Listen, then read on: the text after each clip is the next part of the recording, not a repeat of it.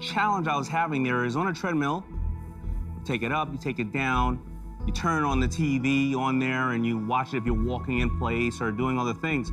This is for intense. Yeah. This is like, Yeah, Paul, that's my problem with it. I'm not going to do this for 45 minutes. Here's the focus we have right now. We are opening studios, high-intensity interval training. So let's stop right there. Sure. You came out here selling the machine, but you're actually selling studios now. When I left Bally, I wanted to invent a brand new machine. There's only been 5 pieces of cardio equipment ever invented.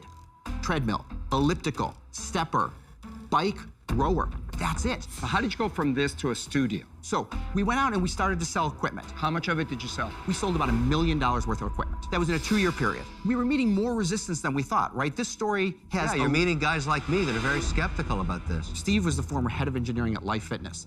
He has more treadmill patents, more elliptical patents than any human being on this planet. And I was the biggest buyer of treadmills.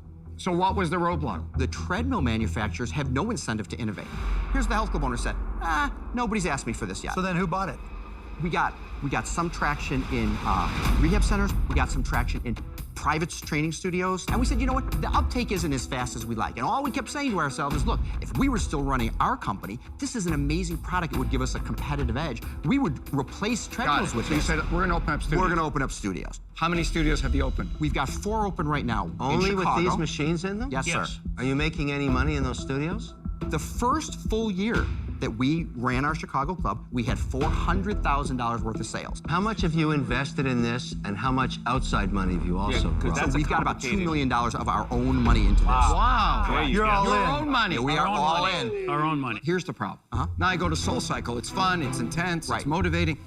This Okay. isn't fun. All due respect, this is Soul Cycle with running. Here's But why. how? So that's what the class is. It's a 45-minute class. There's 25 machines. What we didn't get here is the lights come down, the music goes up, the instructor's standing in front of you. Let's go. I sense your passion, and that's great, okay? Yeah. I actually look at this and say to myself, it's a dog. You got to take it behind the barn and shoot it. I was waiting for that. It's a fact. It's not a fact. You stand in those clubs and you watch the hundreds and then thousands of people who've come through. But guys, I would take this class. When I go to Chicago, I'll check it out. It's great. The challenge for all of these, they go like this, and then everybody gets bored, and then they move to the next thing. You know, just like Soul Cycle had its moment, Barry's Boot Camp, Rise Nation, right? Some of them stay longer, but the bigger part of the problem is because you're so equipment driven, it's going to be harder for you to adapt and change in the future as people's expectations change, and for those reasons, I'm out. Okay. Mark, I appreciate that, and thank you for hearing our story. I would just say this, we have had amazing results. You know, it's probably good cardio, but to compare it to a treadmill, I think is just fundamentally wrong because there's no gait. Gait meaning the walk, you know, left foot in front of the right foot and on and on. This is more of a kind of a hybrid stair stepper because they're doing things in place. So I think maybe they're missing the mark by saying they're the new treadmill because they're literally not walking or running on that thing. Yeah, I think it's a, and they may be right that this could be, you know, if they're true, if it's right, that's only 5 devices, this could be a 6th, you know, new type of equipment. But I think, who was it pointed out? I mean, it really is more of a high intensity type of workout. It's not really a replacement of a treadmill. Yeah, it kind of reminds me of like those like ski machines, right? Where you're, you know, those are pretty intense. It kind of seems like that in some fashion, right? No one's just sitting on that for 45 minutes, right? It's more of a sprint. Yep. Yeah. So this type of product they did secure a patent on, as you probably guessed, and they got quite the pedigree. They've got the background and for doing the patents. Those guys are pretty well known. Life Fitness and Valley Total Fitness. So I'll show off their patent. So for a functional invention like this, they did seek a utility patent, which is so back in 2017. Okay, yeah. So Sproing Fitness is the applicant. These are the 2 inventors based in Illinois. So they got it a number of years ago. You know, they've got a lot of detail here as well. 27 pages. It's describing a specific type of technology where there's not a moving, you know, conveyor belt. So that's it. So it's a single patent. One thing I will say is because they're going to more of a studio model. That was one thing that kind of caught my eye. They went away from trying to sell just the equipment. And maybe kind of think about you, Aaron, in a way. You know, you're kind of going through that process now. You're coming up with a method of using it. But before I talk about you, I wanted to share that they did not get a deal, but they are still in business.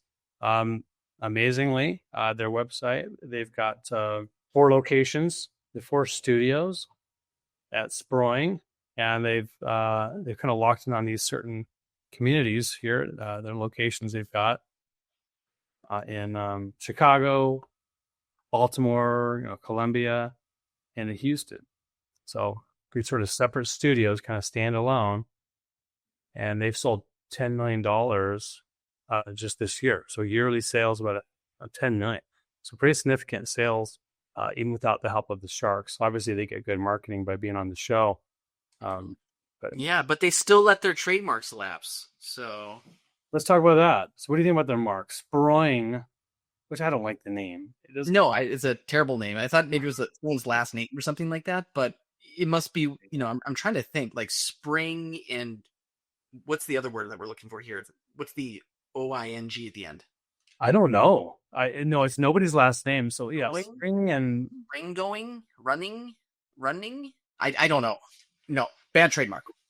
Because it's suggestive, but I don't know of what. So, they had a number of trademark registrations over the years. Sproing, Trainsoft, a different Sproing application, Drip Wall. But ultimately, they've let them all go. They've all been abandoned. They're failure to renew. So either they don't have an attorney watching over them, or there's just not enough interest or money there to keep it going. But if they were making $10 million a year, then it's a no-brainer to keep them alive. But maybe they don't. It is surprising that they can push this. Maybe it's just through kind of some of their reputation that they're leveraging. Sure, but hard to say. Yeah, this doesn't seem like a business that's going to continue to grow. Put it that way. It seems like that has passed. Yeah, it's going to hit it. They've hit a ceiling, I think, for sure. Yeah, they've sprunged already. Yeah. Spring is sprung. Well, okay, all right. Well, let's wrap up today. We had an awesome show. Aaron, thanks again for coming on, talking with us about Twist Resist. I'm excited about what's up for you. You, I think, do have a future, much growth. 100%. In what you're up to, and research backed.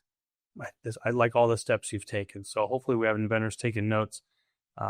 Any final words? Any things you'd like to share here on the way out, Aaron? Oh, I would say, any listeners out there thinking about doing something, I would say, think long and hard about it. Put it in front of your potential market without fear, and listen closely, because the road is long and hard and expensive, and the sacrifice is real. Like it's not fun whatsoever. You get little moments of fun, but most of it is just grueling, second guessing, and but when you get that good feedback from someone that really knows what they're talking about, you're like, okay, well, that juiced me up for another few months. I can keep throwing my savings at this project. So, yeah. Other than that, though, let's keep innovating, because the world needs it.